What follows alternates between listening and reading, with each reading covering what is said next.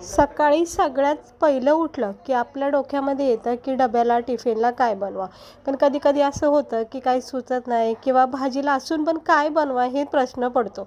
तर फरसबी असेल तर त्या फरसबी आणि बटाट्यापासून इतकी छान चवदार टेस्टी भाजी तुम्ही बनवू शकता टिफिनसाठी.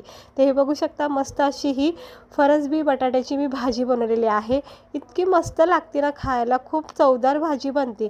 बनवायला खूप सोपी आहे आणि खायला पण खूप टेस्टी आहे. तर उशीर झाला असेल किंवा भाजीला काही सुचत नसेल तर अशा वेळेस टिफिनसाठी किंवा रात्रीच्या जेवणासाठी सुक्की भाजी म्हणून तुम्ही ही करू शकता. तर चला बघून घेऊया ह्याला बनवायची छोटीशी रेसिपी. तर इकडे बघू शकता मी फरसबी घेतले, ज्याला आपण बीन्स बोलतो. भाजीवाल्याकडे हे नेहमी असतात. तर आज मी मस्त फरसबी आणि बटाट्याची भाजी केली. स्वच्छ धुवून असे बारीक बारीक कट केल्यात. तुम्ही आवडीनुसार याची कटिंग करू शकता, म्हणजे थोडेसे लांब आकार पण करू शकता. त्यानंतर मी इकडे एक मोठा बटाटा बारीक चिरून घेतला आहे. हे बघा, असे छोटे छोटे याचे तुकडे करायचे, जास्त काही मोठे करायचे नाहीत, छोटे तुकडे करायचे. आणि हे फरसबी बारीक कट करा आणि असं कांदा टमाटर बारीक चिरून घ्यायचं. बस, याच्या व्यतिरिक्त काही असं साहित्य लागत नाही. तर कढाईमध्ये तेल तापत ठेवायचं. सुरुवातीला ना 1 चमचा जिरे टाकायचे.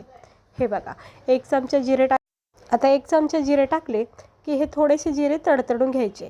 थोडेसे जिरे तडतडून झाले की मग आपण याच्यामध्ये जे बारीक चिरलेले बटाट्याच्या फोडीत ना त्या याच्यामध्ये टाकून घेऊया. हे बघा, थोडेसेच घेते कारण मग जास्तच भाजीमध्ये बटाटा नको व्हायला. त्यामुळं मी थोडेसे बटाटे इथे वापरते. आणि हे बटाटे थोड्याशा तेलामध्ये जिऱ्यासोबत नरम सॉफ्ट करून घ्यायचं. काय होतं, फरसबी असो किंवा कुठलीही शेंग असो भाजी वगैरे, ते लगेच वाफेवर शिजलं जातात आणि बटाटा कसा कच्चा असतो त्यामुळे याला शिजायला वेळ लागतो. त्यासाठी सुरुवातीला जरा जिऱ्यासोबत थोड्याशा तेलामध्ये हे बटाट्याला नरम सॉफ्ट करायचं, म्हणजे भाजीसोबत उरलेला कच्चापणा निघून जातो आणि मग बटाटा छानपैकी शिजलं जातं. हे बघा, आता तुम्ही पाहू शकता मस्तपैकी बटाटे हे बरेचपैकी नरम सॉफ्ट झालेत, कारण रंग चेंज झाल्यात आणि असे डाग पडलेत बघा बटाट्यावर. हे बघा, दाखवू शकते मी. हे बघा, चांगलं बटाटा तुटलं जातं आहे. तरीसुद्धा ह्याच्यामध्ये कच्चापणा आहे, पण आता हा कच्चापणासुद्धा आपण लवकर घालून टाकूया, कारण की मी ह्याच्यामध्ये टाकणार आहे आता कांदा टमाट्यालासुद्धा आपल्याला थोडा वेळ द्यायला लागणार आहे परतायला.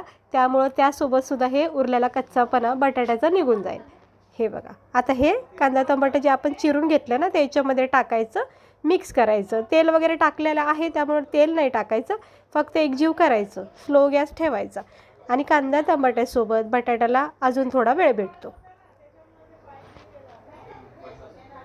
हे बघा, मस्त झाले का नाही मिक्स. आता कांदा टमाटे जोपर्यंत परतून होतात तोपर्यंत बटाटेसुद्धा अजूनही चांगले नरम सॉफ्ट होत राहतात.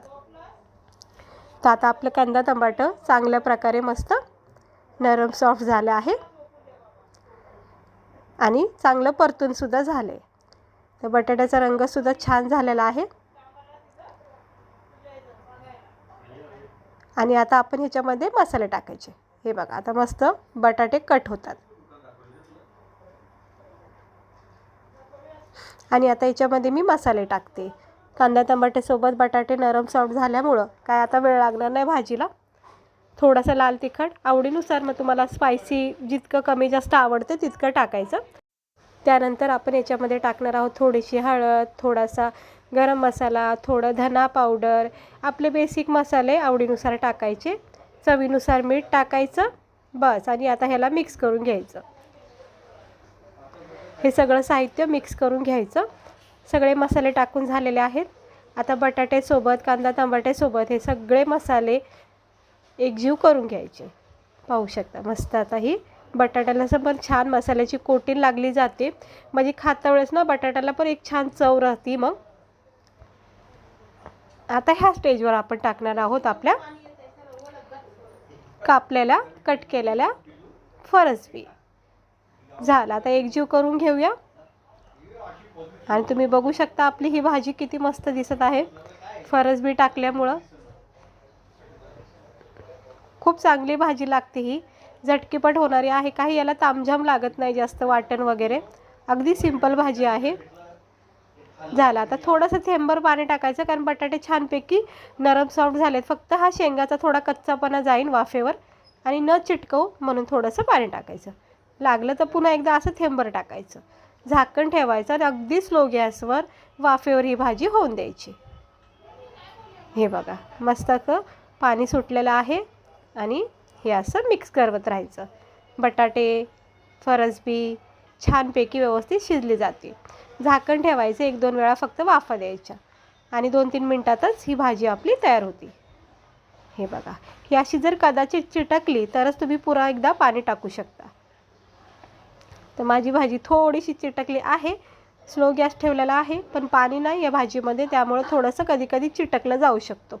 त्यामुळं लगेच याच्यामध्ये थोडंसं थेंबभर पाणी टाकायचं, पण पाण्याचा वापर जास्त नाही पाहिजे, कारण ही भाजी आपल्याला वाफेवरच शिजवायची. आता ही पुन्हा एकदा मिक्स करून घेतली व्यवस्थित आणि परत एकदा थोडंसं थेंबभर पाणी टाकते.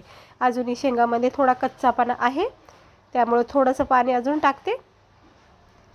हे असं थेंबभर पाणी टाकायचं, जास्त पाणी नाही वापरायचं. बस आता एवढ्याशाच पाण्याच्या थेंबामध्ये ही भाजी एकदम परफेक्ट तयार होईल.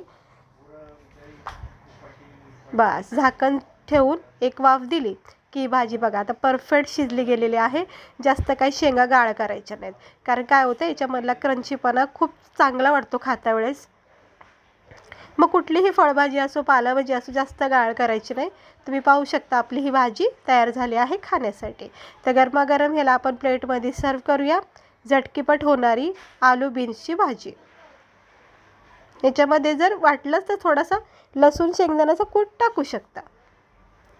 असं गरमागरम आता ही प्लेटमध्ये मी सर्व करते. तर झाली आहे बघा आपली ही चवदार टेस्टी आलू बीन्सची भाजी. अगदी सिंपल पद्धतीने केली, बघितले तुम्ही, काहीच म्हणजे असं मसाला वगैरे काही वाटलं नाही. एकदम साधी सोपी पद्धत तुम्हाला दाखवली. म्हणजे कसं झटकेपट तुम्ही सकाळच्या वेळी करू शकता किंवा रात्री उशीर झालं तरी पण ही भाजी तुम्हाला सोपी जाऊ शकते बनवायला.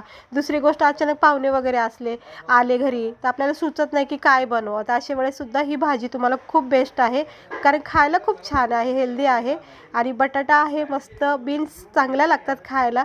करून तरी बघा, एकदा मस्त लागती आणि ज्वारीच्या भाकरीसोबत चपात्यासोबत एकदम बेस्ट आहे. तर कशी वाटली तुम्हाला आपली ही आलू बीन्सची एकदम सिंपल भाजी? आवडली असेल तर एकदा नक्की करून बघा. अशीच रेसिपी बघण्यासाठी चॅनलला आपल्या सबस्क्रायबर करा. चला भेटते मी तुम्हाला पुढच्या व्हिडिओमध्ये एका अशा छानशा मस्त रेसिपीसोबत. आजची रेसिपी आवडली तर लाईक करा, चॅनेलला सबस्क्रायबर करा. तर बघा किती मस्त दिसते का नाही आपली आलू बीन्सची भाजी.